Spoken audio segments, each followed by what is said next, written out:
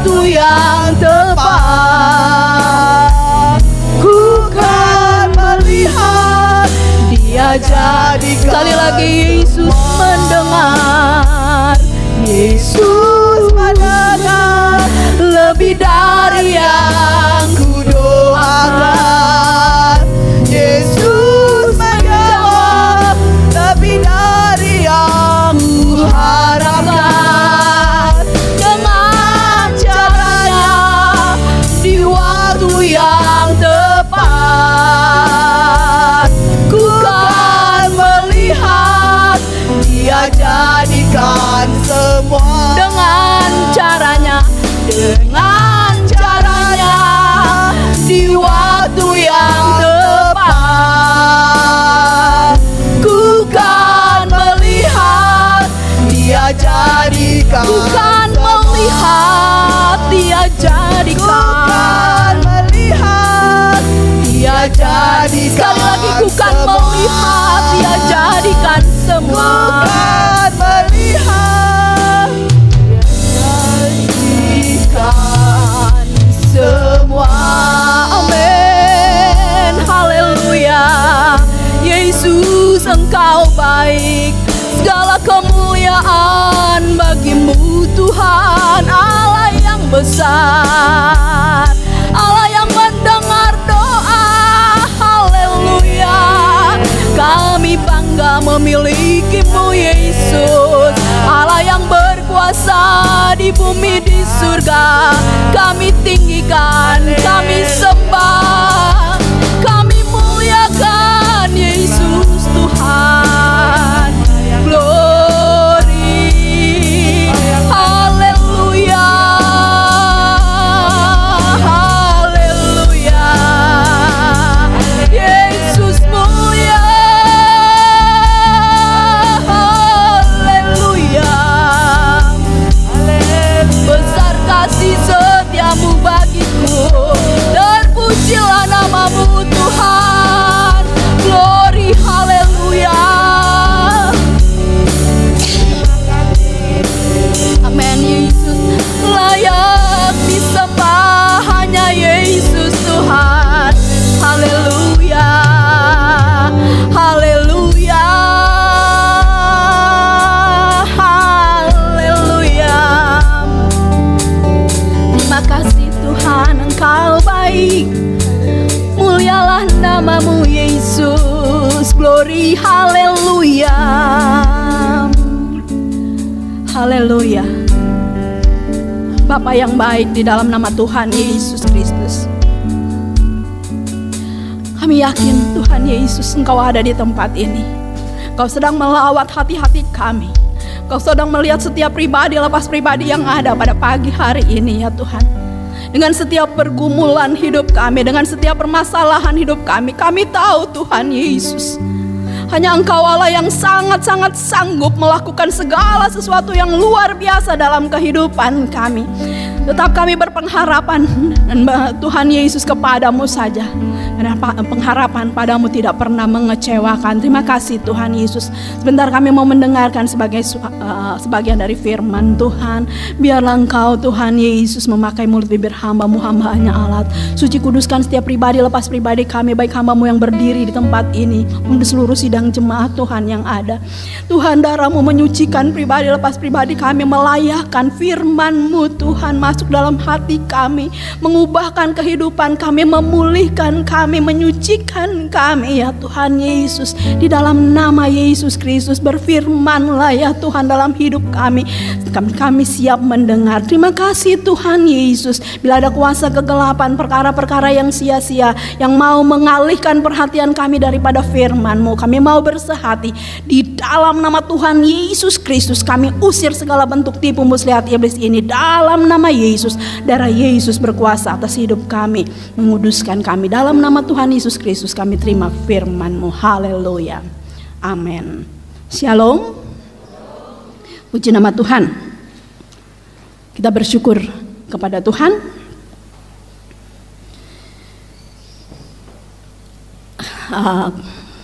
Karena Tuhan begitu baik. Udah masuk di bulan Berber, berarti ya nggak lama lagi Sudah mau Desember, udah cepet kalau udah masuk di Berber. Tapi kita bersyukur sampai ke bulan yang ke-9 ini tetap masih merasakan pemeliharaan Tuhan, penyertaan Tuhan. Amin. Puji Tuhan. Kalau kita mau melihat Alkitab kita akan membukanya di dalam Ibrani.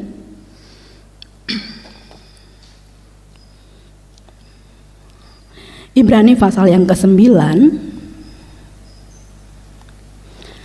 ayat yang ke-13 dan 14. Saya akan berbicara berbicara tentang darah. Di sini kita lihat, kita baca, saya akan bacakan dan Bapak Ibu Saudara silakan menyimaknya. Boleh juga baca bersama. Di dalam ayat yang ke-13 dari Ibrani pasal yang ke-9, sebab jika darah domba jantan dan darah lembu jantan dan percikan abu lembu muda menguduskan mereka yang najis sehingga mereka disucikan secara lahiriah, betapa lebihnya darah Kristus yang oleh Roh yang kekal telah mempersembahkan dirinya sendiri kepada Allah sebagai persembahan yang tak bercacat, akan menyucikan hati nurani kita dan perbuatan-perbuatan yang sia-sia, supaya kita dapat beribadah kepada Allah yang hidup. Puji nama Tuhan. Di dalam ayat yang ke-13 di sini dikatakan, sebab jika darah domba jantan dan darah lembu jantan dan percikan abu lembu muda menguduskan mereka yang najis sehingga mereka disucikan secara lahiriah. Bapak Ibu Saudara sekalian, kita melihat di sini waktu Musa menerima janji Allah,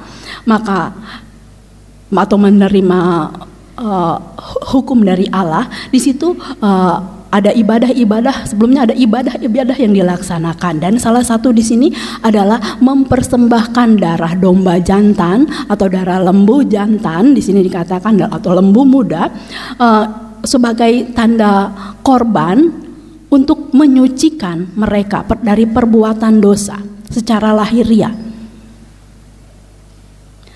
Menyucikan bangsa Israel pada umat atau umat pilihan Allah dalam perjanjian lama itu disucikan, dikuduskan dengan darah domba atau lembu yang menyucikan mereka secara lahiriah atau secara jasmani saja. Ketika mereka mungkin mencuri atau mereka berbuat hal-hal yang tidak sesuai dengan firman Tuhan atau tidak sesuai dengan hukum Taurat pada saat itu, maka ketika mereka datang kepada Tuhan, mereka harus membawa darah lembu jantan atau darah domba untuk dipersembahkan sebagai satu tanda untuk membawa kepada Tuhan, sebagai tanda untuk menyucikan mereka dari dosa. Jadi setiap kali mereka berbuat dosa, mereka perlu membawa hal ini. Membawa lembu atau domba jantan, atau kalau yang miskin atau orang-orang yang kurang mampu pada saat itu bisa membawa dengan merpati. Jadi kita melihat di sini penebusan yang menebus secara lahiriah saja. Jadi tidak sampai ke dalam. Di sini dikatakan ayat yang ke-13. Saya bacakan sekali lagi, sebab darah domba jantan dan darah lembu jantan dan percikan abu lembu muda menguduskan mereka yang najis sehingga mereka disucikan secara lahiriah. Jadi menyucikan mereka dari perbuatan-perbuatan yang sudah melanggar Taurat Tuhan tadi. Hukum Taurat diberikan oleh Allah supaya umatnya tahu mana yang benar, mana yang boleh dilakukan, mana yang salah. Kita tahu adanya kita juga tahu adanya dosa. Tapi di sini kita melihat di dalam Ibrani pasal yang ke-10, kita masih melihat di Ibrani saja. Ibrani 10 ayat yang ketiga dan keempat, di situ dikatakan, tetapi justru oleh korban-korban itu setiap tahun orang diperingatkan akan dosanya. Sebab tidak mungkin darah lembu jantan atau darah domba jantan menghapus dosa. Jadi korban-korban yang mereka lakukan pada saat itu, pada perjanjian lama jauh sebelum kematian Yesus Kristus ya, adalah penebusan untuk menghapus dosa secara lahiriah. Di sini sebab tidak mungkin darah lembu jantan atau darah domba jantan menghapuskan dosa. Dan kalau kita lihat di sini, jadi justru dengan adanya Taurat kita mengerti bahwa dosa itu ada. Karena banyak yang tidak boleh ini, tidak boleh itu, banyak ya kalau saudara membaca di Keluaran ya. Di sini saya tidak berbicara banyak tentang Ibrani 9 ayat 13, tetapi itu di situ dikatakan bahwa hanya menyucikan lahiriah saja, perbuatan mereka saja, tidak sampai di dalam.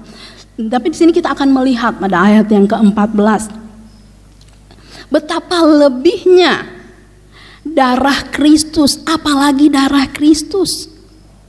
Di sini dikatakan yang oleh Roh yang kekal telah mempersembahkan diri Yesus sendiri kepada Allah sebagai persembahan yang tak bercacat, akan menyucikan hati nurani kita, menyucikan hati nurani. Jadi bukan yang kelihatan saja. Tadi saya katakan ketika mencuri, kita melihat tangannya atau apanya yang melakukan pencurian, maka hal itu menyucikan tangannya secara lahiriah. Tapi di sini dikatakan ada ayat yang ke-14, betapa lebihnya darah Kristus yang oleh Roh yang kekal, Roh Allah, telah mempersembahkan dirinya sendiri kepada Allah sebagai persembahan yang tak bercacat, akan menyucikan hati nurani kita dari perbuatan-perbuatan yang sia-sia, supaya kita dapat beribadah kepada Allah yang hidup. Jadi betapa lebihnya darah Yesus atau darah Kristus ini. Darah Yesus adalah pusat dari penebusan dalam perjanjian baru. Betapa lebihnya, jadi darah Yesus itu di atas segala-galanya. Menebus saya dan saudara, bukan saja dari semua kenajisan dosa, tapi dia menyucikan segala sesuatu dalam hidup saya dan saudara.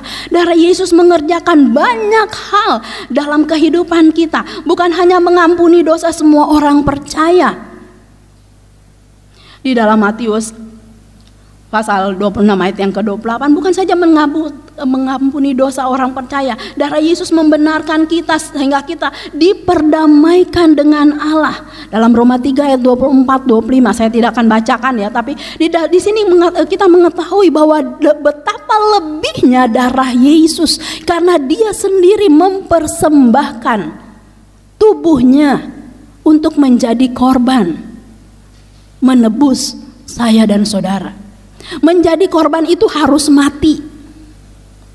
Tetapi kita bersyukur Yesus walaupun darahnya sudah habis dan tubuhnya sudah tercabik-cabik, dia tidak tinggal mati. Dia bangkit. Sebab dia hidup, saya dan saudara mempunyai hari esok, mempunyai masa depan. Darah Yesus membenarkan kita sehingga kita diperdamaikan dengan Allah. Roma 3 ayat 24 dan 25 kita baca saja supaya tidak penasaran. Roma pasal yang ketiga ayat yang ke-24 dan 25. Dan oleh kasih karunia telah dibenarkan dengan cuma-cuma karena penebusan dalam Kristus Yesus. Kristus Yesus telah ditentukan Allah menjadi jalan pendamaian karena iman dalam darahnya. Hal ini dibuatnya untuk menunjukkan keadilannya karena ia telah membiarkan dosa-dosa yang telah terjadi dahulu pada masa kesabarannya. Jadi kita lihat di sini, darah Yesus membuat kita menjadi mendamaikan kita dengan Allah. Darah Yesus juga melindungi kita dari kuasa iblis, kuasa jahat. Darah Yesus mengalahkan, menghancurkan kuasa iblis. Kan kita sering nyanyikan ya, yang ada di dalam Wahyu 12. Oleh darah anak domba, oleh kesaksian kita, iblis dikalahkan. Jadi bukan berarti nggak ada iblis, ada. Cuman harus dikalahkan dengan kuasa darah Yesus. Wahyu 12 ayat yang ke-11 ya. Darahnya membawa kita langsung masuk menghampiri tahta Allah. Jadi di sini kita melihat betapa lebihnya, apalagi darah Yesus. Dia menebus, dia mati satu kali. Bukan seperti zaman Musa dulu. Ketika berdosa atau setahun sekali paling enggak, untuk penebusan setiap orang harus membawa, setiap keluarga harus membawa lembu atau domba jantan untuk membawa ke hadapan membawa ke para nabi ke dalam bait Allah, dan di situ akan disembelih dan darahnya dipercikan. Tapi di sini kita melihat, kita bersyukur memiliki Yesus sehingga kita tidak memberikan korban terus, apalagi lembu ya. Jadi kita sudah melihat. Saya pernah berkata di sini, berapa banyak lembu atau berapa banyak domba atau berapa banyak burung merpati yang harus dipersembahkan di depan gereja ini, dan kebayang baunya. Anyirnya karena darah. Kalau masih seperti dulu, kita bersyukur, berterima kasih ada darah Yesus yang tidak hanya menyucikan, tetapi juga darah Yesus mengalahkan iblis. Di dalam Wahyu tadi kita melihat, di dalam Efesus juga di sini bagaimana darah Yesus yang tercurah bagi saya dan saudara, dan masih banyak lagi yang darah Yesus kerjakan bagi saya dan saudara. Di dalam Ibrani ini tadi ayat yang ke-14, ayat pokok kita tadi, betapa lebihnya darah Kristus yang oleh Roh yang kekal telah mempersembahkan dirinya sendiri kepada Allah sebagai persembahan yang tak bercacat. Dia tidak bersalah tetapi dijadikan salah. Dia tidak berdosa, Yesus tidak berdosa, tetapi dijadikan dosa sehingga dia menjadi korban yang tidak bercacat. Dia mengorbankan dirinya. Kita tahu bahwa Yesus adalah putra tunggal Allah, anak satu-satunya yang harus menebus dosa saya dan saudara, dosa seisi dunia ini. Dan di sini kita melihat ayat yang ke-14 dari Ibrani pasal 9, akan menyucikan hati nurani kita dari perbuatan-perbuatan yang sia-sia, supaya kita dapat beribadah kepada Allah yang hidup. Perbuatan yang sia-sia apa sih? Perbuatan dosa, hal-hal yang tidak berkenan kepada Bapa, kepada Allah. Darah Yesus menyucikan hati nurani kita. Jadi kalau tadi darah domba jantan, darah lembu jantan, darah lembu muda menyucikan jasmani atau lahiriah saja, di sini kita lihat bahwa darah Yesus dia lebih dalam lagi, menyucikan hati nurani kita, menyucikan segala kelakuan kita, segala sifat-sifat kita. Yang firman Tuhan ada katakan bahwa kecenderungan manusia itu adalah berbuat jahat. Jadi di sini darah Yesus sanggup menyucikan, sanggup menebus saya dan saudara dari kecenderungan berbuat jahat itu, perbuatan-perbuatan yang sia-sia tadi. Darah Yesus menyucikan hati nurani kita. Kita dijadikan umat yang layak. Bukan saja bangsa Israel pada waktu dulu, tetapi saya dan saudara pada saat pagi hari ini kita dijadikan umat yang layak. Kita lihat di dalam Lukas pasal yang ke-1 ayat yang ke-17, dan ia akan berjalan mendahului Tuhan dalam roh dan kuasa Elia untuk membuat hati bapa-bapa berbalik kepada anak-anaknya dan hati orang-orang durhaka kepada pikiran orang-orang benar, dan dengan demikian menyiapkan bagi Tuhan suatu umat yang layak baginya. Saya tidak akan membicara tentang hati bapa-bapa, tapi kita melihat di sini bagaimana Allah sendiri sedang menyiapkan satu umat yang layak baginya dengan darah Yesus. Kita lihat di sini umat yang layak. Saya percaya kalau kita dijadikan orang-orang atau umat yang layak, darah Yesus yang sudah tercurah itu tidak kita sia-siakan. Tetapi kita akan mengasihi Dia, mengasihi Allah. Di dalam 1 Korintus kita lihat lagi.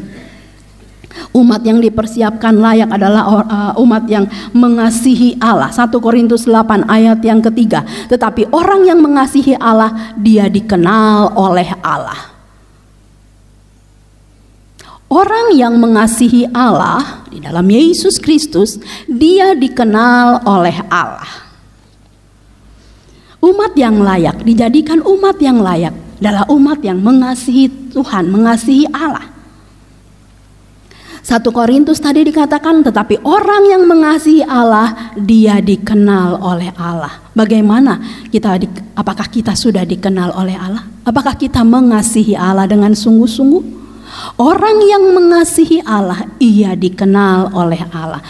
Bapak Ibu Saudara sekalian, keberadaan kita di gereja tiap-tiap minggu, saya hanya bisa melihat kehadiran saudara tanpa mengetahui pergumulan saudara dari hari ke hari. Tetapi di sini dikatakan ketika kita mengasihi Allah, maka kita dikenal oleh Allah. Allah yang kita sembah, Allah yang mau mengasihi saya dan saudara. Tetapi orang yang mengasihi Allah, bagaimana hubungan kita dengan Allah? Apakah kita mau mengasihi Allah supaya kita juga dikenal oleh Allah? Di dalam 1 Korintus 8 ayat yang ketiga.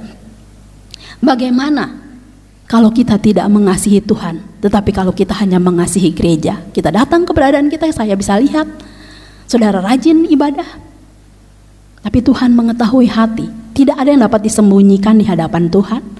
Dia kenal siapa-siapa saja di dalam gereja ini yang mengasihi Allah. Hanya pribadi Tuhan mengetahui setiap kita.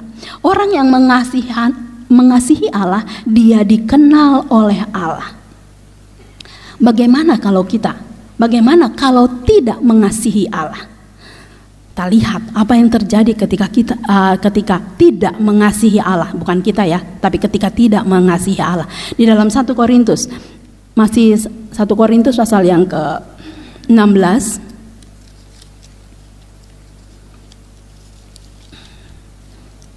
Ya, 1 Korintus pasal yang terakhir 16 ayat yang ke-22. Orang yang tidak mengasihi Allah, siapa yang tidak mengasihi Tuhan atau Allah, terkutuklah ia. Maranatha. Wow. Ayatnya singkat tapi dalam ya. Siapa yang tidak mengasihi Tuhan, terkutuklah ia. Maranatha. Ini surat Paulus kepada sidang jemaat di Korintus. Surat pertama atau 1 Korintus ini surat Paulus kepada jemaat di Korintus untuk memperingatkan mereka bahwa kalau tidak mengasihi Tuhan, maka terkutuk, bahaya, celaka, malapetaka yang akan dapat kalau tidak mengasihi Tuhan. Karena apa? Karena kita tidak dikenal oleh Allah. Seperti yang tadi kita sudah baca di dalam 1 Korintus tadi, ayat yang 1 Korintus pasal 8 ayat yang ketiga. Orang yang mengasihi Allah, dia dikenal oleh Allah. Tapi orang yang tidak mengasihi Allah, terkutuk karena dia tidak mengenal.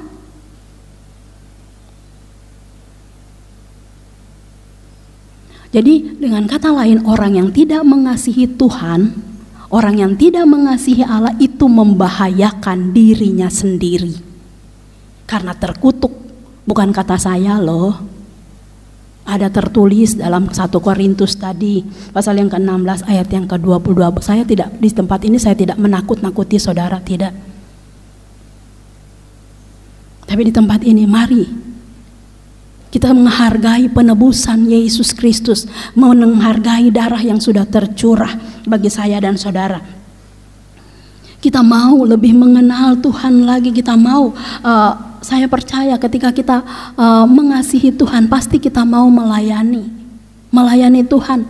Melayani Tuhan seringkali dikatakan bukan sebagai hamba-hamba Tuhan yang berdiri memberitakan firman, WL yang worship leader atau singer yang di depan sini.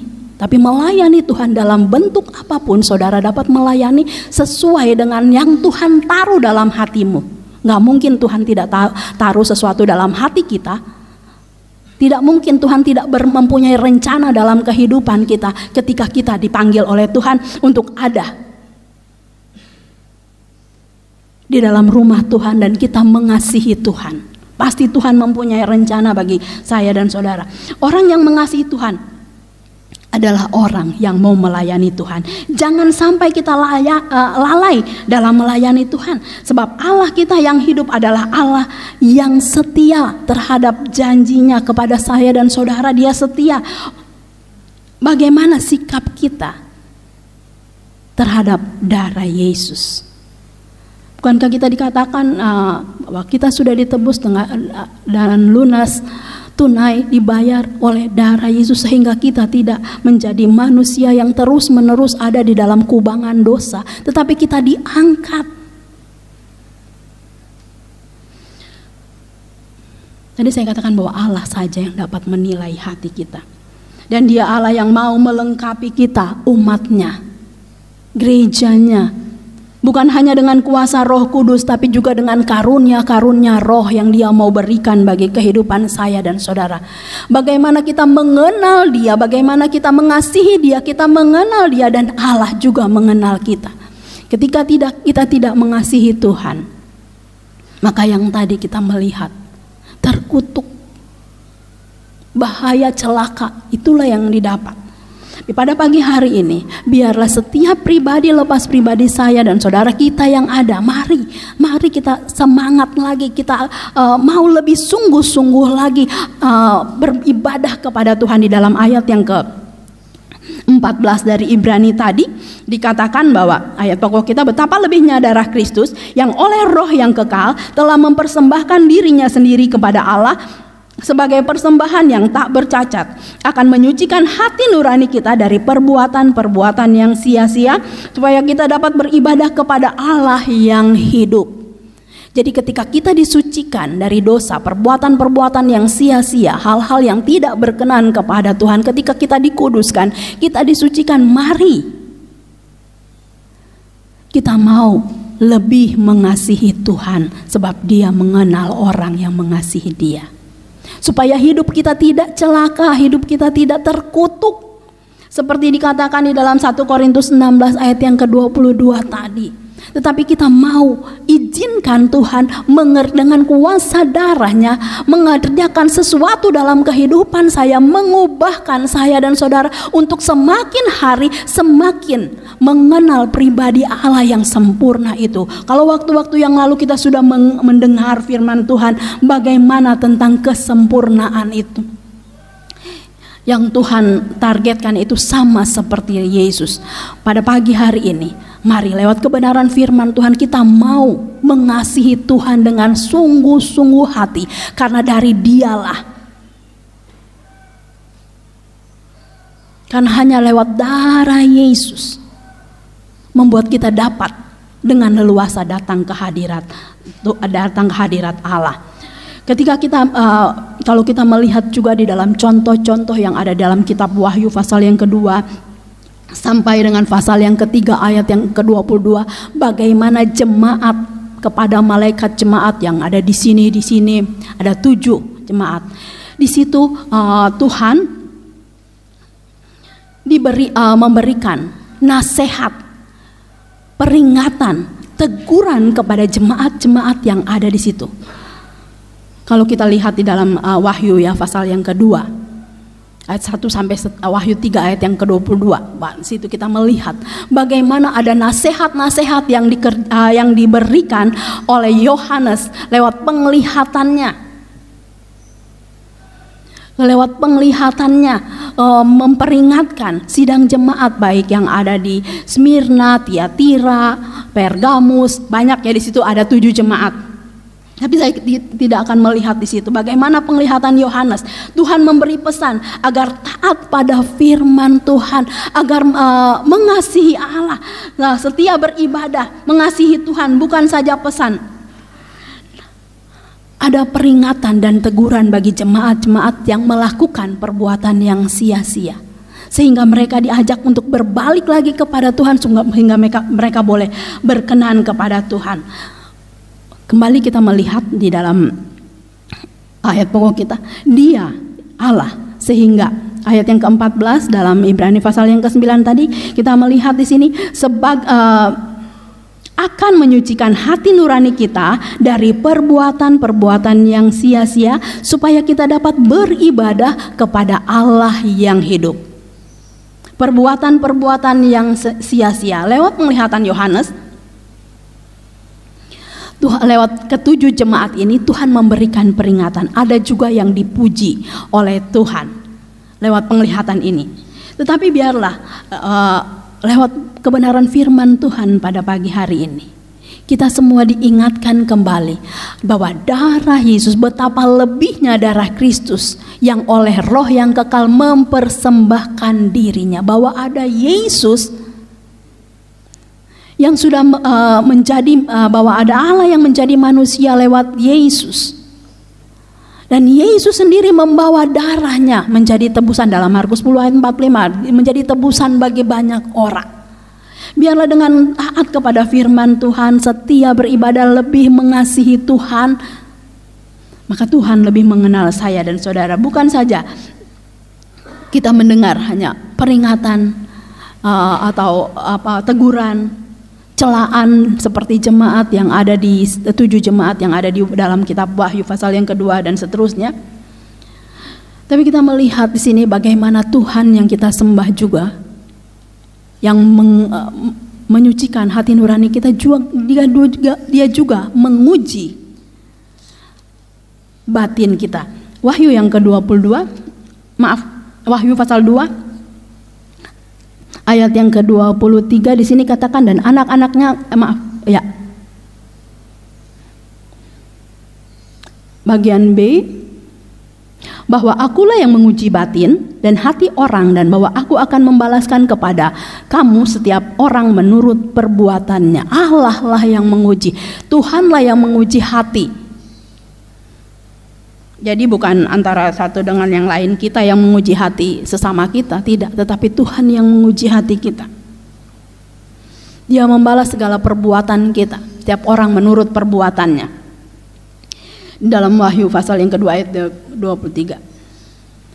Di sini kita kembali lagi ke dalam firman Tuhan. Ayat pokok kita, darah Yesus menyucikan hati nurani kita dari perbuatan yang sia, perbuatan-perbuatan dosa, supaya kita layak beribadah kepada Allah yang hidup. Supaya kita dilayakkan, saya dan saudara dilayakkan oleh darah Yesus, masuk lebih dalam hadirat Tuhan untuk datang beribadah kepada Allah yang hidup.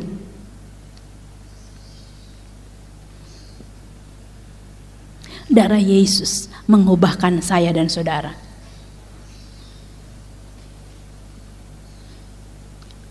2 Korintus pasal yang ayat yang terakhir, kita melihat 2 Korintus pasal yang ke-3.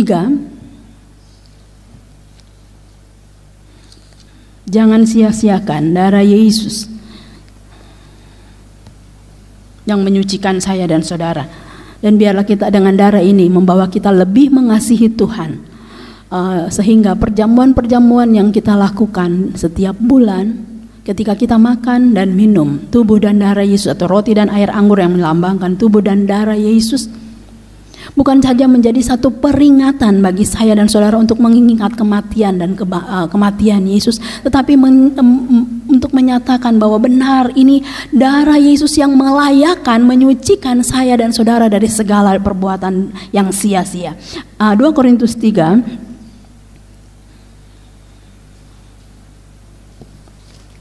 ayat yang ke-18, dan kita semua mencerminkan kemuliaan Tuhan dengan muka yang tidak berselubung, dan karena kemuliaan itu datangnya dari Tuhan yang adalah Roh, maka kita diubah menjadi serupa gambarnya dalam kemuliaan yang semakin besar.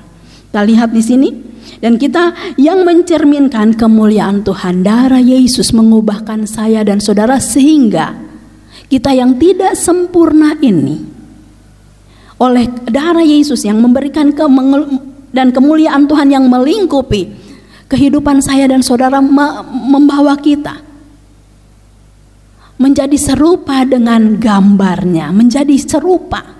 Kita disempurnakan, kita berlayak dalam kemuliaan yang semakin besar. Jadi darah Yesus sanggup mengubahkan saya dan saudara. Darah Yesus sanggup menyucikan. Darah Yesus melayakkan kita, sehingga kita yang tidak sempurna ini semakin hari disempurnakan sama dalam kemuliaannya yang semakin besar, sehingga gambar Yesus boleh nyata dalam kehidupan saya dan saudara. Puji nama Tuhan. Lewat kebenaran firman Tuhan pada pagi hari ini, mari kita jangan sia-siakan kesempatan penebusan Yesus dalam kehidupan saya dan saudara. Kita mau menghargai darahnya yang tercurah. Kita mau lebih mengasihi Tuhan supaya kita dikenal oleh Allah. Karena kita tahu tadi kita sudah membaca, orang yang tidak mengasihi Tuhan itu terkutuk. Tentunya kita mau diberkati. Bukan menerima kutukan, tapi kita mau diberkati untuk semakin hari semakin merasakan kemuliaan Allah yang semakin besar jadi dalam kehidupan saya dan saudara. Kita akan berdoa buat firman Tuhan yang kita sudah dengar. Kita nyanyikan pujian, darah-Mu Yesus sucikan aku. Haleluya, haleluya. Biar setiap kita menghargai darah Yesus yang tercurah, yang sudah dipersembahkan untuk menjadi tebusan, menyucikan kita semua. Haleluya.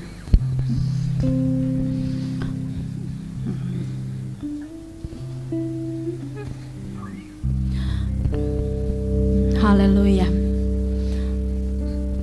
Darah-Mu Yesus sucikan aku. Darah-Mu Yesus bebaskanku. Darah-Mu Yesus ubahkan aku. Ku dijadikan baru.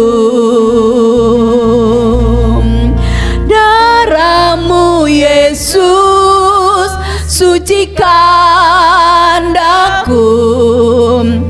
Darah-Mu Yesus bebaskanku. Amin. Haleluya. Darah-Mu Yesus ubahkan aku. Ku dijadikan baru. Katakan, sukacitaku penuh. Sukacitaku penuh. Amin Yesus. Haleluya. Ku bermazmur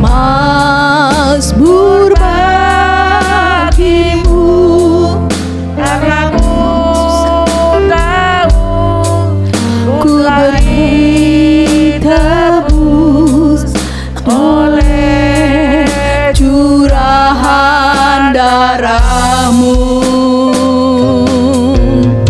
Ku menari bagimu, ku memuji nama-Mu, karena ku tahu ku berkemenangan oleh curahan darah-Mu. Darah-Mu Yesus, darah-Mu Yesus sucikan aku. Darah-Mu Yesus bebaskanku. Darah-Mu Yesus ubahkan aku. dijadikan baru. Haleluya. Hanya darah Yesus yang sanggup menolong, yang sanggup mengubahkan, yang sanggup menyucikan. Hanya darah Yesus, tidak ada darah yang lain. Darah-darah yang dipersembahkan pada zaman perjanjian lama hanya menebus, hanya bayangan sampai jasmani saja. Tapi darah Yesus menyucikan hati nurani kita dari perbuatan yang sia-sia.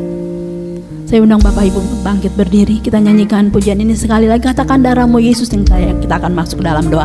Darah-Mu Yesus, sucikan daku.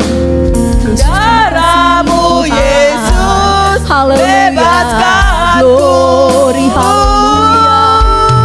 Darah-Mu Yesus, ubahkan daku, ku dijadikan baru. Terima kasih Tuhan Yesus buat kebenaran firman-Mu yang sudah kami dengar pada pagi hari ini. Biarlah kuasa darah-Mu terus bekerja dalam kehidupan kami, menyucikan hati dan pikiran kami, menyucikan seluruh hati nurani kami ya Tuhan, batin kami ya Tuhan, sehingga kami dilayakan. Dan bawalah kami untuk lebih mengasihi Engkau ya Tuhan Yesus, supaya berkat-berkat Tuhan itu turun atas kehidupan kami, pribadi lepas pribadi, rumah tangga lepas rumah tangga, bagi gereja di tempat ini ya Tuhan. Kami boleh merasakan kuasa Allah dinyatakan karena darah Yesus sudah tercurah dalam kehidupan pribadi lepas pribadi kami. Terima kasih ya Tuhan Yesus, dengan darah-Mu kami dilayakan. Terpujilah nama-Mu Tuhan Yesus. Hamba-Mu sudah selesai berkata-kata tentang kebenaran firman Tuhan, tapi biarlah kuasa Allah Roh Kudus bekerja terus dalam kehidupan kami, mengingatkan bahwa ada darah Yesus yang mampu mengusir kuasa kegelapan, darah Yesus yang sanggup mengubahkan kehidupan kami semua. Terpujilah nama-Mu Tuhan Yesus. Meteraikan kebenaran ini dalam pribadi lepas pribadi kami, supaya kami menjadi umat-umat yang lebih mengasihi Engkau lebih dari segala sesuatu. Di dalam nama Yesus berdoa, haleluya, amin.